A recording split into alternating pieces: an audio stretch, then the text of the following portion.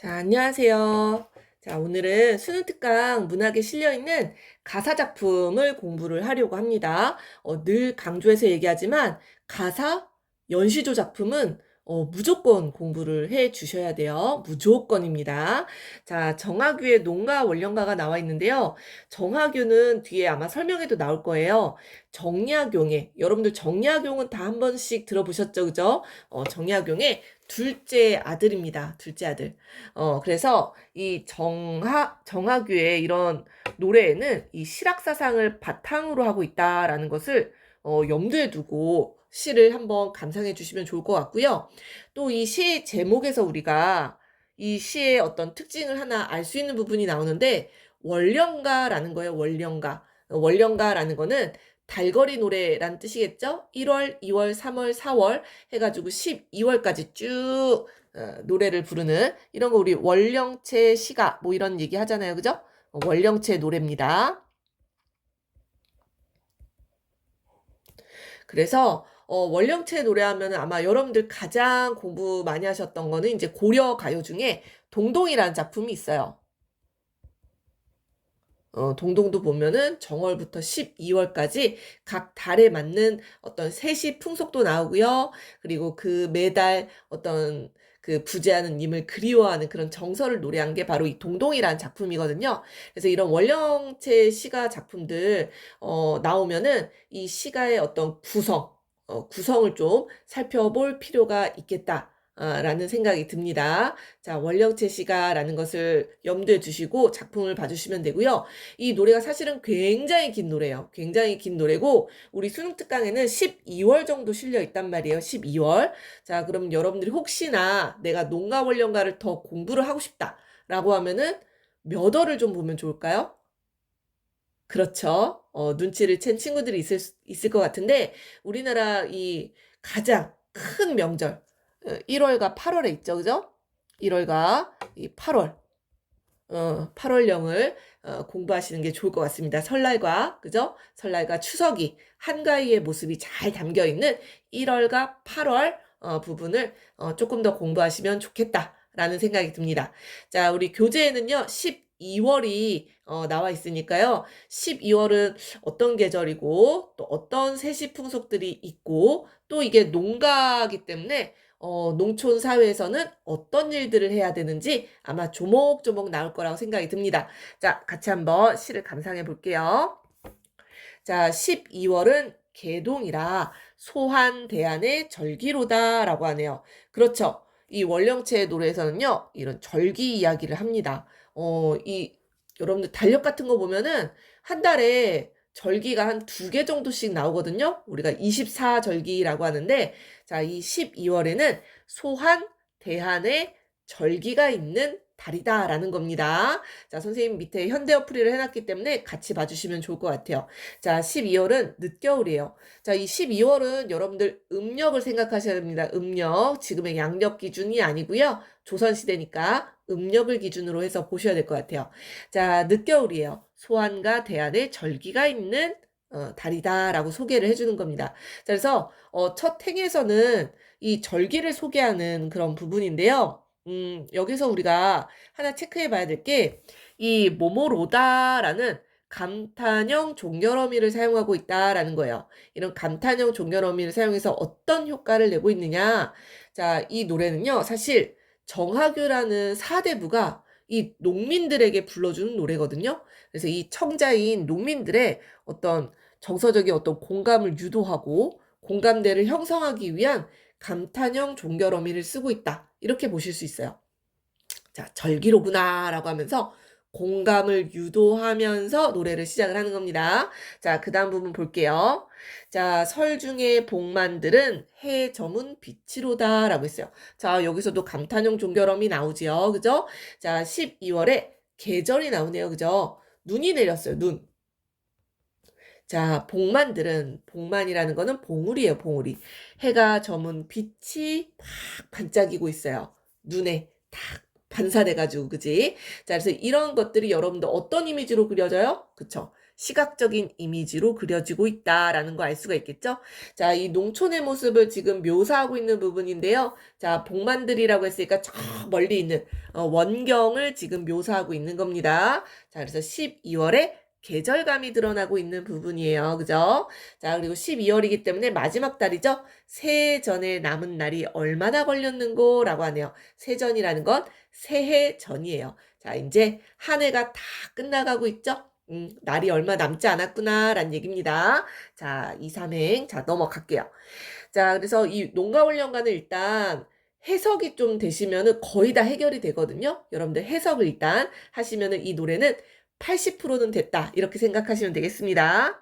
자, 이제 계절, 절기 뭐 다 소개했잖아요. 자, 이제 12월에 세시풍속들이 나올 거예요. 자, 첫 번째입니다. 자, 의복을 장만한다라는 겁니다. 자, 집안의 여인들은요. 세시의복을 장만해요. 자, 세시의복이라는 거는 설빔이에요. 설빔. 이제 새해가 오니까 깨끗한 옷을 지어서 입어야 되겠죠? 자, 무명, 명주 이런 건 옷감이죠. 끊어내요. 온갖 무색을 드려내니 온갖 무색, 색깔을 드리는 겁니다. 염색을 하는 건데요. 자주, 보라, 송화색. 송화색은 노란색. 우리 뭐 송화가루라고 하잖아요. 그죠? 노란색이에요. 청화, 갈매, 옥색이다라고 하면서 지금 뭐예요? 색깔들이 쭉 나열되어 있죠? 자, 나열되어 있는 거 체크해야 되고요. 자, 바로 색채요. 사용되었어요. 그러니까 우리 시각적 이미지가 굉장히 뚜렷하다라고 생각하시면 되겠죠? 자, 옷을 만드는데요. 굉장히 여러 가지 다양한 색깔들을 사용했다라는 겁니다. 자, 이런 시각적인 이미지 굉장히 두드러진다라는 거. 일변으로라는 건 한편으론 이 옷을 다듬고, 한편으로는 옷을 지어내고, 상자에도 가득하고, 횃대에도 걸려 있구나라는 겁니다. 자, 지금 대꾸 사용되고 있는 거 보이시죠? 여기도 대꾸예요. 그죠? 자, 대꾸는 선생님이 더 설명하지 않을게요. 가사 작품에서는 무조건 나옵니다. 무조건. 왜? 운율감을 형성해 주기 위해서. 그쵸? 운율감을 형성해 주기 위해서 대꾸적 표현이 계속 사용될 거예요. 그죠? 자, 상자에도 가득하고요. 횃대라는 건 이런 막대 같은 건데, 옷걸이 생각하시면 될 것 같아요. 이게 옷 걸어 놓는 그 긴 막대 같은 옷걸이라고 생각하시면 되는데, 거기에도 걸려 있다라는 겁니다. 자, 지금 옷을 굉장히 많이 짓고 있는 것 같아요. 그죠? 굉장히 풍성한 그런 모습을 여러분들 상상을 하셔야 됩니다. 아주 화려한 색의 옷을 굉장히 가득가득 만들고 있는 부분이에요. 자, 그래서 세시 풍속 하나 의복을 마련하고 있다라는 거. 자, 두 번째는요. 음식 장만입니다. 음식 장만. 자, 입을 것은 이제 그만 얘기하고요. 12월에 어떤 음식을 장만하는지 살펴보자라는 겁니다. 자, 12월의 세시 풍속 두 번째예요.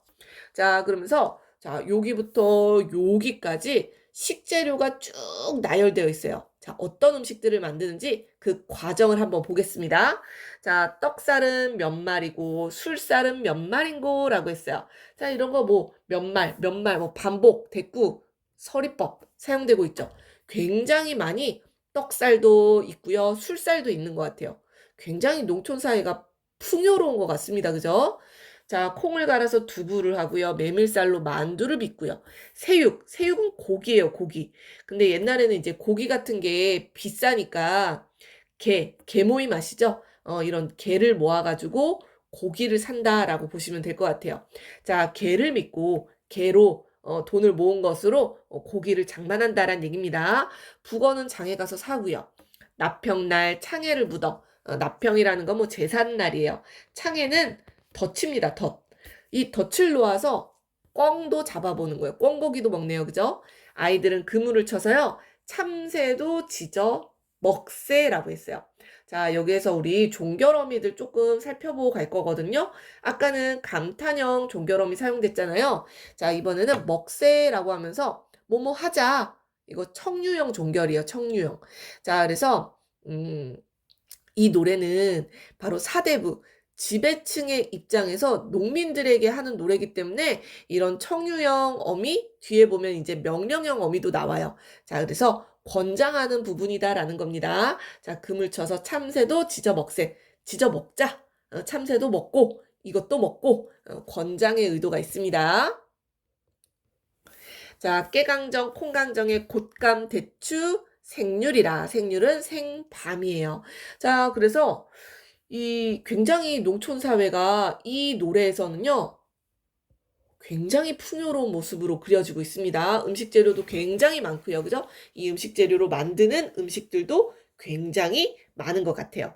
자, 서리법, 대꾸법, 반복법 요런 거 사용해 가지고요. 음식 재료 준비 그리고 음식을 만드는 과정들이 굉장히 풍요로운 모습으로 그려지고 있다. 자, 내려가 볼게요.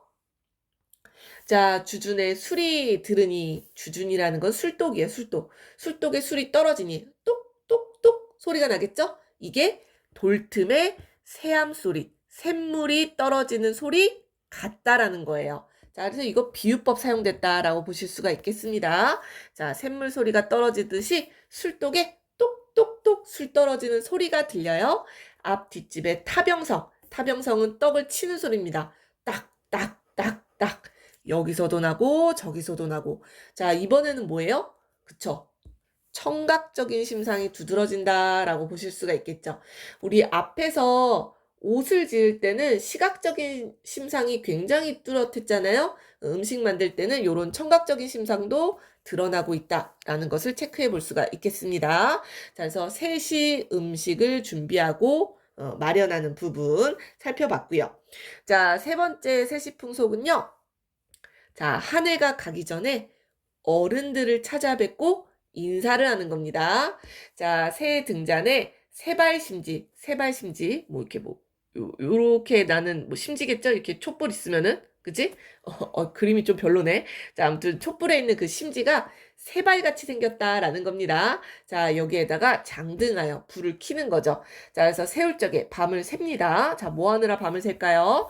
윗방, 봉당, 부엌까지 곳곳이 명랑하다. 이번에는 시각적인 심상이 또 두드러지네요. 불을 켜가지고 다 밝은 거예요. 굉장히 지금 농촌 사회가 정답고 밝고 왁자지껄한 것 같은데요. 자, 초롱불이 오락가락한데요. 자, 초롱불 들고, 초롱불이라는 건 외출할 때 들고 다니는 그 불이잖아요. 그게 오락가락한다라는 거는 사람들이 이 야밤에 왔다 갔다 한다라는 거예요. 뭐 하느라고? 묵은 세배를 하느라고. 자, 지금 12월에 세시풍속 나오고 있거든요. 자, 새해가 오기 전에 섣달 금은밤에 하는 세배를 묵은 세배라고 합니다. 자, 그래서 한 해가 가기 전에 이곳저곳 돌아다니면서 어른들에게 묵은 세배를 하는 풍속이 그려지고 있어요. 자, 이런 시각적인 심상. 그리고 사람들이 이동하는 모습을요, 초롱불이 왔다 갔다 한다라고 굉장히 동적으로 묘사를 하고 있습니다. 자, 체크하시면 되겠죠? 자, 그래서 마을의 밤이 굉장히 떠들썩한 그런 섣달 금음의 풍경이 그려지고 있어요. 자, 어와 내 말 듣소라고 하면서 화제를 전환하고 있어요. 와, 내 말 좀 들어봐라 라고 하면서 누군가에게 말을 건네고 있네요. 자, 농업이 어떠한고? 라고 하면서 이번에는 농업에 대해서 이야기하려고 하네요. 자, 이 농사일이 어떠한지 한번 들어보래요. 자, 종년 근고한다나. 자, 종년이라는 건 1년 내내 근고, 고생은 한다고 하지만 그 중에 낙이 있다라고 하네요. 즐거움이 있다라는 거죠. 자, 이 농업에 대한 화자의 인식 어때요? 즐거움이 있다. 긍정적이죠. 그죠? 굉장히 긍정적인 인식이 드러나네요. 좀 고생은 하지만 즐거움이 있다라고 이야기를 합니다. 자, 그러면서 위로는 국가를 봉용하는 일, 보탬이 되는 일, 농업이요. 사계로 재선 봉친. 안으로는 제사도 지낼 때, 또 부모를 봉양할 때 필요한 게 농업이다라는 얘기입니다. 또 뭐에 필요하다? 형제 혼상할 때, 혼인, 상이라는 건 장례, 대사, 큰 일에 먹고 입고 쓰는 것이 다 어디에서 비롯되는 거예요? 토지 소출 아니라면 돈 지당을 어이할꼬라고 하네요. 자, 토지에서 나는 것으로 다 이런 것들을 감당한다라는 얘기입니다. 그죠? 토지에서 소출되는 것으로 감당할 수 있다라는 얘기입니다. 자, 그래서 토지에서 나는 이 곡식이 아니었다면은 돈 지당을 어이하겠는가라는 거예요. 자, 돈 마련을 바로 농업을 통해서 할 수 있다라는 거죠. 자, 그래서 이런 부분에서 바로 이 아버지를 이은 실학자로서 이 정학규라는 작가의 실학 사상이 드러나는 부분이에요. 그렇지 않나요? 이 농업을 통해서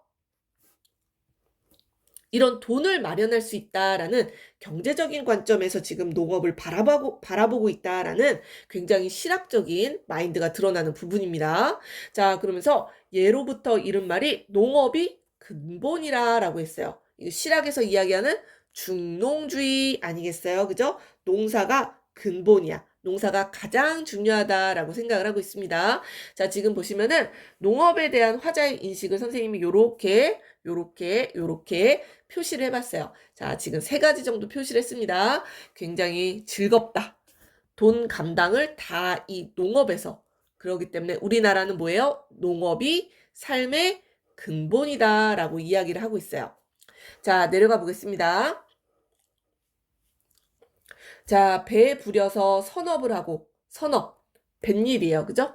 말 부려서 장사를 하고, 전당 잡고, 전당포 있죠? 전당포? 물건을 빌려주고는 빚주기와 장판이란 건 시장판이에요.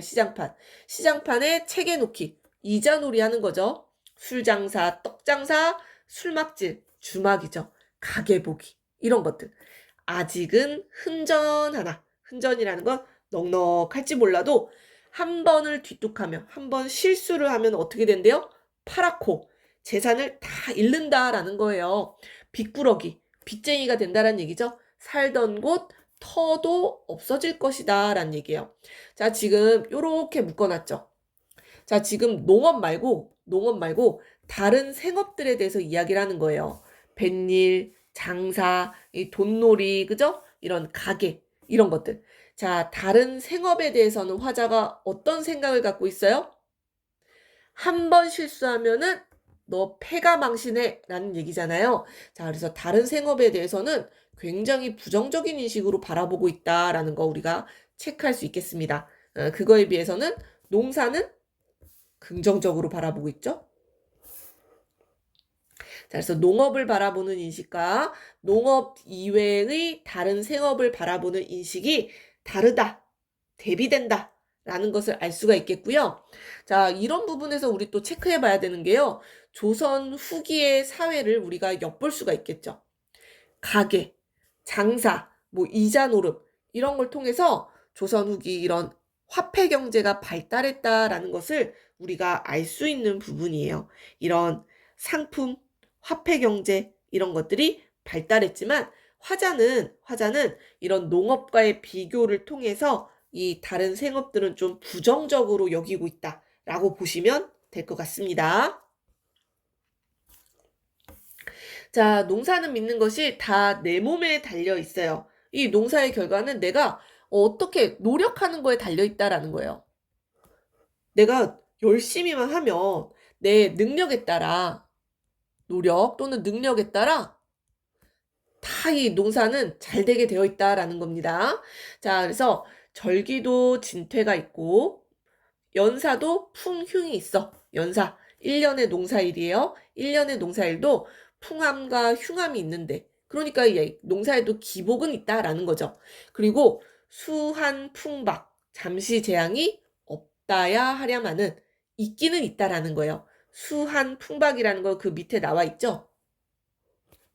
자연재해예요. 자연재해. 아이고 자연재해. 홍수가 날 때도 있고 가뭄이 들 때도 있고 그죠? 바람, 우박, 재앙이 있기는 있어. 그러니까 농사에도 기복은 있어요. 그죠? 자, 그런데 극진히 힘을 들여 내가 너무너무 노력해서 가솔이 일심을 하면 온 가족이 합심해서 농사를 하면은 아무리 살년해도 아사는 면할 수 있다라고 이야기하네요. 살년이라는 건 흉년을 얘기하는 거예요. 흉년에도 굶어 죽는 것은 면할 수 있는 게 바로 농사일이다라는 거죠. 자, 이런 거에서도 실학사상이 드러나는 거예요. 농사를 통해서 먹고 사는 것을 해결한다라는 거죠. 그러니 뭐예요? 제 시골, 제 지키어, 고향을 자기가 지켜야 되지 않겠느냐.